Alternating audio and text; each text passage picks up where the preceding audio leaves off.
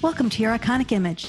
If you want to take control of your image and be a power player in your space, then this is the show for you. Here we will arm you with tools and information to help you grow your brand on purpose. I'm your host, Marlana Semenza, photographer and visual strategist. Now let's dive into today's episode. Jones Loflin has made it his life's work to deliver powerful ideas and practical solutions to, as his tagline reads, help others make the best choices with their time so they can thrive, which has attracted clients such as FedEx, Wal-Mart, and the U.S. military. Welcome, Jones. Oh, pleasure to be here with you, Marlana. Thanks for the opportunity to talk about a subject near and dear to my heart, which is making the best choices with your time. And honestly, sometimes a subject that I can be a hot mess with. So why do you think we struggle with time management? Well, first of all, let me say this. I don't have it all figured out. In fact, I tell a lot of people that when I do have it all figured out, I'll be dead and it won't matter, because it is such a difficult topic.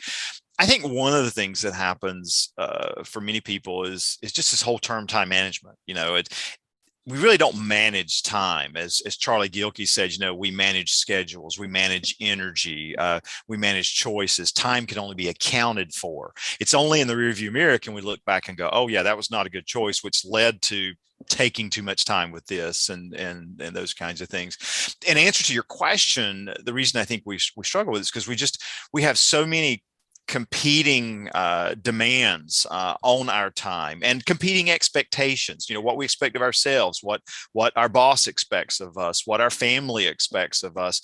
And so sometimes it's hard to cut through the clutter and figure out what is the best choice for me to make in this moment. And then you add in poor energy levels so we don't have the mental energy to make the best decisions or to hold on to those healthy boundaries. I think it's just a cadre of reasons that bring us to the point of us not making the best choices with our time. And it's interesting because I believe that people don't seem to understand that everything that comes at a cost. It doesn't, the cost does not necessarily have to be monetary, but if we say yes to something, then we're saying no to something else because we only have a limited amount of time. So even if we say yes to something that we want to do, we're saying no to maybe another choice that we could have made or relaxing or anything. So there's always a give and take here. So that being the case, how do we make better choices? I think it starts with stopping. And I know that sounds strange, but I make the comment sometime that I think we're so busy checking boxes, we haven't stopped to ask ourselves, are these the right boxes to check? And so I think it starts with stopping and giving yourself some space to say, what is important to me? And to even step back, what are my values? What do I value? What's my purpose? I mean, I think it really starts with getting to that deeper level and saying, what is it I want from my life, from my work, from the choices that I'm going to make this month, this week, and today? And really kind of beginning to take control, if you will, of your time resources a little bit more. One of the books that I have co-authored is called Juggling Elephants. And I talk about managing your work and life like it's a circus. And in the book, we talk about being the ringmaster of your circus. And I think that's really where the second part is okay, this is my purpose. This is what I value. Now, what am I in control of as it relates to making choices? So I think that's where it starts, is stopping and asking yourself what is important to you, and then aligning or making choices based on what is important instead of how I feel at the moment or what someone else expects of me. Does the end goal come into play at all when making our choices too? Like, let's say if I know that tomorrow I want this, or in a week I want that, making those choices with our time that will get us closer to the final goal? Sure. It's a great point. And I think it was first said so well in 7 Habits of Highly Effective People. One of the principles of the habits is begin with the end in mind. What's the outcome you want? It's interesting in some of my keynotes when I talk to people and I'll ask them that question, I'll say, what do you want to have by the end of the day? Or by the end of the week? What are the outcomes you want? And it's interesting to see people kind of really have to really think about that. Well, I'd like to feel fulfilled, or I'd like to be happy about the work that I got done, during the week. Okay, what does that look like? Let's make that real, because I think that's the other thing that happens, or one of the other things that happens when we start talking about time management, is we forget to make it very tactical, to make it real. I find myself saying so often to people say, "Oh yeah, I just want a better life, right? I just want to, improve." Okay, what does that look like? Because once we know what it looks like, then we can begin to figure out how to create that picture, and how to create that image. All about image. I mean, it's your expertise. How do you create that image? What do you change? What do you adjust to get to that outcome that you want? And it's interesting too, because a gentleman that I spoke with at one point, he said, we also have to really be specific in the things that we want, because he said, people come and say, "Oh, I want to make more money." He said, "I can take a quarter out of my pocket and hand it to him and say, okay, now you have more money." You need to be more specific. What does that look like to you? Oh, I love, I mean, that's just beautiful. I mean, it's so important. I had the privilege of working a few years ago with Dr. Spencer Johnson, who wrote the amazing bestseller, Who Moved My Cheese? And he talked about, when people want to change, they need to have a sensible vision to motivate them. And sensible vision, it's got to make sense to them. Just like you said, what does more look like? And being able to create that image is just critical. And in fact, some of my sessions, I will actually have people, write down, okay, if you're successful with becoming a better leader, or if you're successful at becoming a better parent, what are you going to see, hear, smell, touch, and taste? And it's a fun exercise, because once they stop, they go, well, yeah, this is what I would physically see, happen. This is what I would hear my child or my boss saying. Once we get that specific, then it motivates us. And it also gives us a path forward. Okay, what's it going to take for your boss to say that to you? And then you can start making, better choices. So yeah, the idea of an image is extremely important. So, okay. So now we have decided on what we want the outcome to be, and we're specific about it. Now, how do we form our plan? Sure. Absolutely. I think the next step is that you have to look at your non-discretionary time. What's already taken up in your day. And so I think that comes into looking at and looking at what's already blocked out, whether it's meetings, expectations are already on your calendar of where you've got to get certain work done. So I think you've got to look at your non-discretionary time. And then from there, if you've done a good job with that, then you start to see your discretionary time. What are the holes in my schedule? What are the opportunities, or what are the openings that I could focus on some more of these high priority tasks, these things that aren't yelling at me, but that I want to work on. And so I think once you've got those figured out, where that discretionary time is, then the next step is you've got to decide what the next step is. What's the action that could be taken? For example, let's go back to the better parent example. I was just coaching someone earlier about parenting and using their time well. And if you want to be a better parent, okay, you've got 30 minutes this afternoon in your schedule. How could you use that time to work on being a better parent? And for some, they might say, well, you know what?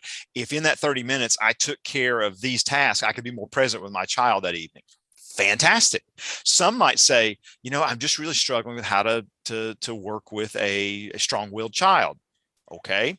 Are there some blogs? Is there, a couple of videos that you could watch? Is there a friend you could reach out to who who's got a strong-willed child that you could talk to? But how are you going to use that time that you do have effectively to help get toward that outcome? So I think those are the next logical steps after you decide on purpose and values and outcomes that you want. Okay. You said that this parent said that maybe they can use their time to take care of other things so they have more time to spend with their child. So in a way, can we create time? Like, can we create more time? One of my goals in life, I'm going to get to your question, I promise. Okay, sure. One of my goals in life is to write a book. In fact, I've got on my wall, my vision board kind of over here, I have one, but it's called Time is Money. And I think in terms of your question, you can't necessarily create time. We just have the same amount of minutes. I think you can spend less time on something, which is going to give you more time to invest, if they get in terms of money, to invest on something that's going to give you a better outcome. So I think you're creating the space, you're creating potential outcomes. The time to me is very transactional. Is if I use that 30 minutes to so now I'll almost argue my own point with you, but if I could use that 30 minutes wisely, then I probably can have more than 30 minutes that evening, because if I'm trying to work with my child and get some other tasks done, it might take me an hour to get everything done. Whereas if I focus in that 30 minutes, I get it all done, and then I've got more space in the evening. So long answer is, the reality is I don't think we can create more time. I think we can use time more effectively, which is going to create that space for us to be more present, for whatever that other thing is. Which you brought up another interesting thing that a lot of people think is that they can effectively multitask. Oh, go ahead. Oh, we can solve this right now, Marlana. Okay, this is the group participation part of this podcast. Okay, so your listeners can participate. You're going to participate. You're going to prove my point. Here's what I want you to do, and you may have to slide back from your screen a little bit so you don't poke your camera. But I want you to take one hand, doesn't matter left or right, and I want you to stick it out in front of you, and I want you to make a circle with it. Okay, now stick your other finger out, and while you're making a circle with this one, make a rectangle with the other one. Okay. How's that going? Yeah. We cannot, consciously focus on two tasks at one time. Now we can quickly switch, but we can't do them at the same. Our minds just aren't wired that way. Now, when I use this exercise sometimes in a training session, it's hilarious because some people will focus so hard and they'll say, okay, if I go slow enough, I can do it. I'm like, yeah. And so their task is going to take 3 times as long, right? And they'll go, yeah. And that's the whole thing with multitasking. We slow ourselves down from getting anything done because we're switching back and forth so quickly and using so much physical, mental, and sometimes even emotional energy trying to switch between one and the other. So no, multitasking doesn't happen. Quick switching, yes, but then we're wasting energy. That if we'd fully focus on one, get it done, and then fully focus on the other one as much as possible and get it done, we set ourselves up for so much more success. So now that we've decided that we're going to focus on the one thing, how do we cut out distractions or protect that time so we can accomplish that? I suggest that there are 3 sources of distraction for any of us that we have to manage. And those are internal, external, and the expectations of others. Let's start with the internal. Internal is just what it sounds like. It's the noise in our heads. It's the perfectionism that's screaming at us saying everything's got to be done perfectly. It's the I've got to get everything done today mentality. But it's that noise going on in our head. It's the worry that, okay, what if this happens? What if that happens? So I think one of the things we have to do is to manage those internal distractions. We have to turn down that noise by let's just take procrastination or perfectionism. If, I think it's stopping ourselves and saying, does everything really have to be done perfectly? Or does this task I'm working on, what parts of it need to be done perfectly and what parts just need to be done? One of my favorite quotes that I heard from someone, sometimes done is better than perfect, type of thing. So I think it starts with managing the internal. The second thing is to manage the external. And this is usually the easiest one to deal with. It's the smartphone that's in your work area that's making the dings or the chirps or lights up or the little red dots that tell you you've got a notification. It's the noise around you. It's the physical environment you're in. It's interesting with so many people who are working remotely now. In my coaching with many of them, I'll do an audit of their workspace, and I'll say, do you currently see something that reminds you that you need to work on it? Or do you currently see something that causes you to go, oh, I don't like seeing that? And they say, oh, sure. I see some painting I need to be doing I need some painting I do on the walls. I see laundry, it needs to be folded. Oh, I'm sitting next to the kitchen. So every time I look up, I'm like, I'm hungry.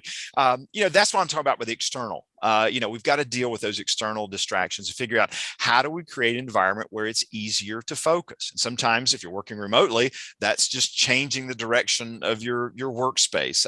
Some people like to get out of the office and go to a local coffee shop or somewhere where they can put the earbuds in and really focus. What are the external distractions? And the third is expectations of others.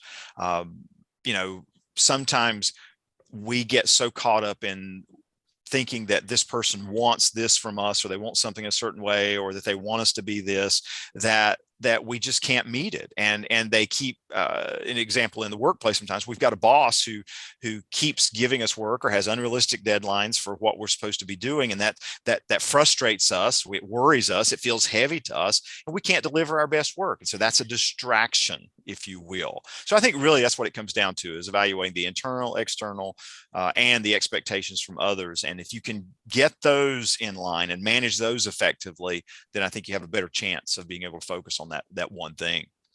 Do you think that we've become addicted to distraction? For example, our phone, or let's say, people say, "Oh, I can do this and leave the television on while I'm working on this." So, do you think we've become a little addicted to them? Yeah, and we could do a whole other podcast on this one probably, but I think one of the things that happens for many people is that they like getting distraction because they don't want to work on something else. I mean, and I remember I said at the beginning, I struggle with this. I've noticed that when I have something to work on that feels heavy or that seems hard, I notice myself reaching for, my coffee cup to take a sip of coffee, or I find myself going, I need a snack. or I start saying, I haven't checked my email. Or if my email dings, I go, oh, I need to check my email. I think we have, for lots of reasons, become addicted to distractions because it takes us away from focusing on the work that needs to be done. And then there's a whole series of things we can do to help with that. And sometimes that's making the task simpler, reminding us of the outcome of getting this done and how much better we'll feel. And then sometimes it's just going back to those three things I mentioned earlier. But I do think we're addicted to our distractions because it's a crutch for not doing the more important work at times. Or just the stuff we really don't want to do. Exactly. Yeah. And here's the thing is that if we would do those things, we know the cloud or the weight that would be lifted off of us. And that's what I talk to a lot of my coaching clients about, is they'll have something they're kind of just not wanting to work on. And I'll say, well, why don't you go ahead and get it done so that you don't have to worry about the rest of the day? Because if not, you're thinking about it. Even if you're not working on it, it's kind of knocking at your door going, oh, by the way, you haven't finished me yet. And you can think that you're focused in a conversation with somebody at work. And the reality is half of you's listening and half of you's going, yes, I know, I need to be working on that other task right now. Yeah, it's a big problem. I've heard people say, make a list of the things that you need to accomplish for the day. And some people approach it where do the fun thing first. Some people approach it, do the easiest thing first. Some people say, if you don't finish something on the list, then make it the first thing on the next day's list. What are your thoughts on all of that? First of all, I believe that lists are important.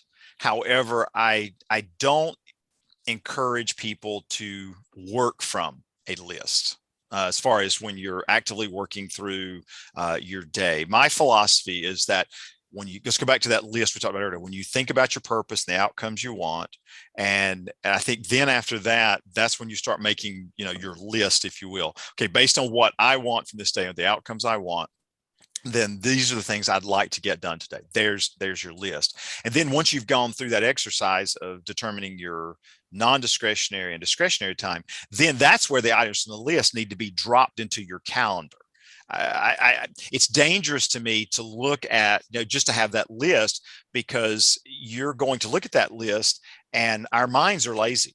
I mean, we know that. And so our minds are going to look at the easiest item that's on that list and go, yeah, I could finish that in 5 minutes. I'll do that, because then all those endorphins are going to go off saying, woohoo, you got something done. If you see an item on there that's going to take an hour or that you don't have clarity on, then what can happen is your mind's going to avoid working on that one. So I'm not a big proponent of lists, other than just as a warehouse place. Okay, I'm thinking I need to do that. Okay, we'll just write that down. It goes somewhere in a trusted space until you're ready to work on it. I think if people are going to use lists, two things that need to happen. One is any item on your list needs to be broken down into a meaningful description. It needs to be an action. In other words, instead of writing down work on marketing project, it might be identify 2 objectives for marketing project. That's much more doable. The other thing that I think is important is to put a time that you think those tasks are going to take. So you might have talk with Bob about next event or something, and you think that's going to take about 20 minutes. Well, then what happens is that if you're going through your day and your calendar shows up, oh, you've got the next 30 minutes free, you glance over at your list and go, oh, I could talk with Bob about the next event, provided Bob's available.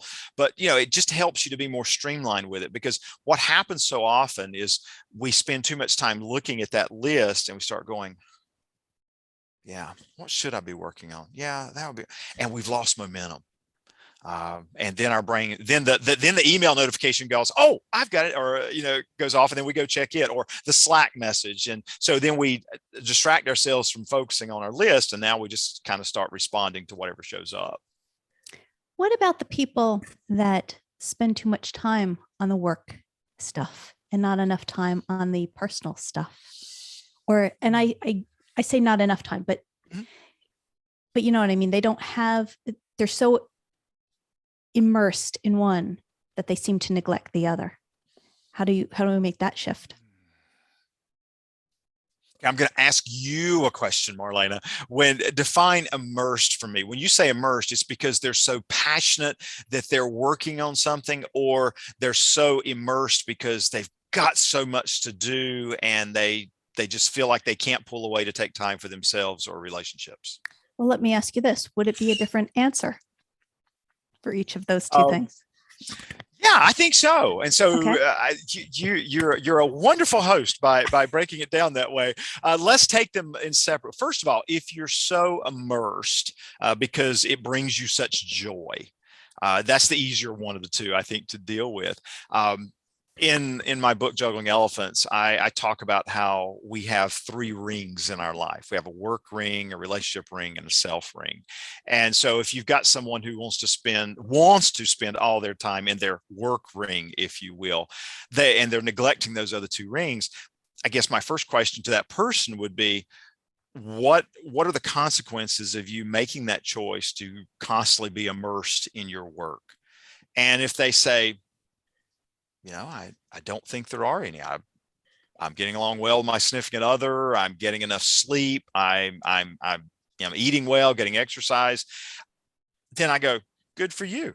There are those people who are that way, and especially if it's for a certain amount of time. Especially you're a creative, this. There's times that you get immersed in something and you're just in the zone or in the flow, as we talk about, and to pull yourself out would just be detrimental because you're just working on it so well. Now, I think once you hit a wall, once we hit a wall, then it's time to say, I need to stop and go be in one of my other rings, whether it's the self ring or the relationship ring. So that's that piece. Now, to the other one, that if someone just feels overloaded, they're immersed because they're drowning, if you will, submerged instead of immersed maybe, then I think they've got to ask themselves, what's causing me to be overloaded with work? Is it I'm doing some things inefficiently? Am I not focusing? Am I letting my day just be so scattered that I'm not taking the opportunity to focus more effectively? Do others have unrealistic expectations of me? Am I trying to get everything done? I mean, I think there's a whole list of questions that I know I ask when I'm coaching people to try to get to the root of what's causing them to be overloaded at work. Because sometimes it is a valid or not valid. Sometimes they do have too much on their plate. Sometimes I find they're inefficient with what they're working on. And that's the bigger culprit that needs to be addressed to help them not feel so overloaded with their work. Do you see overload lead to a lot of burnout? Oh, that we all, the Great Resignation. Hello. I think certainly we have seen that. And I think that's the challenge, is that once you start feeling overloaded, if you're not willing to get help, whether that's having a conversation with a mentor, a friend, someone who's got your best interest at heart, I think that's where it gets dangerous and can lead to burnout. Because then if you're not communicating with others and not looking to get help, then you start feeling isolated. And when you start feeling isolated, I think you start feeling like, well, there must be something wrong with me, and I need to do something. And so that leads to the burnout, and then thinking the job's wrong for me, I need to go work somewhere else. It's interesting. I think we're finding through this Great Resignation that a lot of people have felt burnout. They've been felt overworked. They've experienced burnout. They've left thinking it was going to be different somewhere else. And I can't remember the statistics. I want to say it's almost a half are want to return to their previous job because they're going, it wasn't the job. Well, usually the problem is that wherever you go, you still bring yourself. Exactly. That's it. See, I was trying to get to that. You could have said that and saved us 3 minutes of airtime. But yeah, we bring ourselves. And unless we're willing to work on ourselves and develop those routines and habits that help us to be our best in our self ring and our relationship ring, yeah, we're always going to have those problems at work. So talking about those rings, tell us a little bit more about this book, Juggling Elephants. Sure. Juggling Elephants. Again, it's a metaphor or an analogy. And so it helps people begin to understand where they need to make changes in this struggle of too much to do. And so once you have looked at those 3 rings, one of the questions to ask yourself, is which one's most important? You got a work ring, you got a self ring, you got a relationship ring. And people will go, well, they're all important. Work's important, self's important. Yeah, you're right. Now, let me ask you this question. Which one do you tend to neglect most often? And of course, if I'm in a room of 200 people, they're all going, self. And I'll say, you know what? The circus teaches us that all 3 rings are important. And if you neglect one, it impacts your ability to perform well in the other 2, because nobody likes going to a circus and only seeing great acts in 1 ring or 2 rings. And so it's a great self-awareness tool to say, where do I need to begin making some changes in what I'm doing if I'm going to be more effective? And for example, the person who wants to improve at work, maybe it's not so much that they need to learn even how to manage their time more effectively. Maybe they just need to understand how to improve their mental energy by getting better sleep, by changing their eating routines. Maybe they need to have more healthy relationships in their life. I'll never forget, I was coaching an attorney several years ago, and his productivity at work had fallen off. And it wasn't because he didn't know great time management practices. It was because his son was failing algebra. And it was weighing on him. And he didn't even realize that that's what was affecting him. So he couldn't focus at work as much as he should. So what was his strategy? He needed to find some help for his son for algebra, because then he would feel better about that relationship. And then, that way he would be more effective at work because he wouldn't be distracted by that. So that's what the book is about. We also talk about creating the right lineup, which goes back to some of those things we talked about earlier, finding the holes in your lineup and where you could drop in those most important activities. And then we also talk about taking intermissions. One of the things that's interesting is that a circus is proactive about stopping to rest and refocus. It's called intermission. It's the middle of the performance. It's the same reason in sporting events we have halftime, is so that it gives every player on the team a chance to, it gives the coach a chance to examine their strategy to see if it's working. I think people need to do more of that in their work days and in their lives. They need to take those opportunities to strategically stop and rest, get the rest they need. And there's lots of kinds of rest that many of us need, but then they need to replenish what's missing. For a football player, they need water, they need electrolytes. For us, maybe we need space to breathe. We need to, opportunities to connect with other people, and then to refocus. that's the great thing about taking an intermission is you start going, okay, how do I make my next half even more effective than my previous one, instead of continuing to work until something breaks, whether it's our concentration, whether it's we have a bad conversation with a team member because we got really snappy at them, or we just, waste time because we don't have the physical or mental energy to do the task that's in front of us. Love it. And I know that I'm going to be buying this book. Well, you'll have to send me your address. Marlana, I should have sent you one prior to this podcast, but we'll take care of you. Don't worry. Oh, thank you. And with all this amazing and wonderful information that you have given us, now I just have 4 final questions for you, my friend. Okay. What is the best piece of advice you were ever given? Okay, I'm going to give you 3, but I'll make it quick. Good. I promise. All right. The first one was when my wife and I got married, advice was to live off one income and put the other one away. That has made all the difference in our lives, because we have been able for me to start my own business many years ago, for us to have some freedom of choice for the way we wanted our lives to go, because of looking for ways to save that income at that time. Second thing would be my great friend Todd Musig, who I co-wrote Juggling Elephants with. He has this phrase called ready, fire, aim. And I just love that, because I can tend to overanalyze things. And ready, fire, aim is all about, okay, go do something. Now learn from it. That would be the other. Then the third one is a quote. I don't know where it came from. Came to me many years ago, and it's similar, but it says, we make a decision and then we make it right. We all spend so much time trying to make the right decision, and we do need to use data, and we do need to reflect on the decision we're making to make sure it's, that it's valid. But we make the decision, and then we should align all our resources to making it right. Because if not, we may always be vacillating between, well, should I have done that or should I not have done that? So those are your 3. And you know what? It was well worth it to have 3. Well, thank you, Marlana. What's one thing on your bucket list? Here we go. I want to spend the winter in a lodge or a castle the entire winter. I first got this idea when my family and I traveled to Mackinac Island in Michigan. And there's a hotel there called the Grand Hotel, and it's closed in the winter because the ice freezes over, or the lake freezes over, and you can't get there, and they close it down because it's so cold. I thought, wow, what to have the food and resources I would need just to live here all winter. Oh, it would be glorious. I mean, I would just love, or the Old Faithful Lodge in Yellowstone, because they close it down the winter, because of heat. But I would just love to do that, to write, to read, to relax. Oh, that's one thing on my bucket list. Spend the winter in a lodge or a castle. Love it.